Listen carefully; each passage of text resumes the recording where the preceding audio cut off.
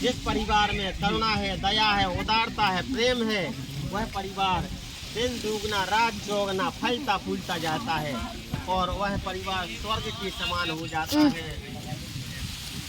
आगे चल कर के तो नहीं कम करता ना। अध्याय श्री तुलसी महाराज कहते हैं कि पहले कुल्ल का मुख नाम का राजा था, तो बड़ा ही जितेंद्रीय राजा था, सत्यवादी, ब्राह्मणों को दान दक्षिणा देकर के प्रसन्न रखता था। इसकी रानी पतिव्रता थी, इसका नाम सुमुखी था। तो पहले और अभी भी शक्ति तो है पतिव्रता धर्म में के भगवान तक को आउने आओ दर्शन देने के लिए, इतनी शक्ति होती पतिव्रता नारियों में। यमराज को कथा तुमने सती सावित्री की कथा सुनी हुई है, तो भगवान खुद उनके प्राण बचाने आए, तो मृत्यु हो गई थी उनके पति की, तो यमराज से लड़ पड़ी थी सती साध्वी, तो उन्हें बचा लिया, आओ तो दोबारा जीवित हुए। इस प्रकार जाकर के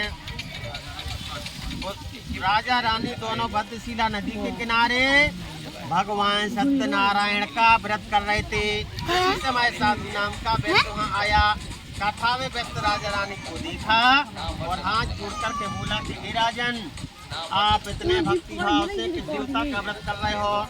तब जाकर के राजन कहते हैं कि हम भगवान सत्यनारायण का व्रत कर रहे हैं।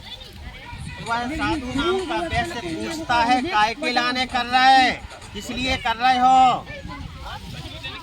तो वह कहता है कि हम यह व्रत संतान प्राप्ति के लाने कर रहे कि हमारे घर में संतान हो गए। तो व्यस्त कहता है क्या इस व्रत के करने से वास्तव में संतान की प्राप्ति हो जाएगी? तो राजन कहते हैं अवश्य होगी, तुम अपने मन में विश्वास को धारण करो, अगर तुम्हारे मन में विश्वास होवे तो निश्चित रूप से कार्य सफल होगा। इसलिए कहा गया है विश्वासो फलदायका। इस संसार में मनुष्य को जिसके प्रति जैसा विश्वास होता है वैसा कार्य सफल होता है।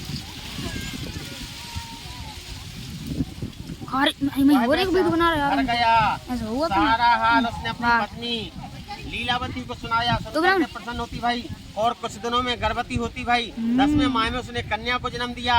वह कन्या चंद्रकला की भांति दिनों दिन बढ़ने लगी, इसलिए उसका नाम कलावती रखा गया। एक दिन लीलावती ने पति से कही कि हे स्वामी, आपने तो कहा था कि हमारे घर संतान होगी तो भगवान सत्यनारायण का व्रत करेंगे, लेकिन आपने क्यों नहीं किया? जाति का व्यवस्था अपनी पत्नी को समझा बुझा देता है कि प्रिय ये कथा कब करें जब कन्या को ब्याह हो जाए। समय धीरे धीरे निकलता चला गया। कहते हैं संसार में दो चीजें बड़ी तेजी से बढ़ती हैं, एक तो कर्जा, यदि आपने कर्जा लाओ तो दिन दुगना रात चौगना वह कर्जा का ब्याज बढ़ता जाता है। इसी प्रकार कन्या भी कब सयानी हो जाती है पता नहीं चलता। अब विवाह हो गया, दोनों ससुर दामाद सब पूरा करने लगे।